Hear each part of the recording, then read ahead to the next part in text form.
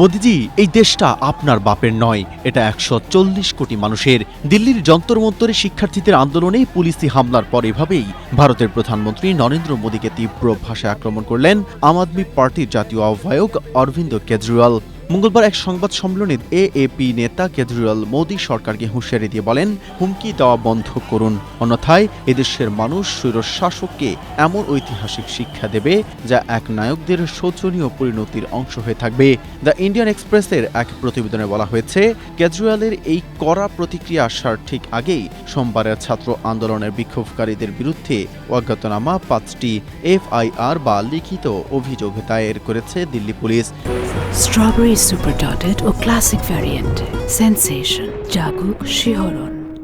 CDP বা cockroach জনতা পার্টির ডাকা চলো সংসদ অভিযানে পুলিশের লাঠিচার্জ ও কাঁদানো গ্যাসের পাল্টা প্রতিক্রিয়া হিসেবে ১৫ থেকে ২০টি সরকারি গাড়ি ভাঙচুর এবং সরকারি কর্মকর্তাদের ওপর হামলার অভিযোগ আনা হয়েছে এফআইআরগুলোতে। এদিকে প্রশ্ন ফাঁস এবং শিক্ষামন্ত্রী পদত্যাগের দাবিতে চলা শিক্ষার্থীদের আন্দোলনকে দমাতে পুলিশি বল প্রয়োগ ও মামলা দায়েরের বিরুদ্ধে কেজরিওয়ালের এই অভূতপূর্ব ক্ষোভ ভারতের রাজনৈতিক উত্তাপকে নতুন এক মাত্রা দিয়েছে।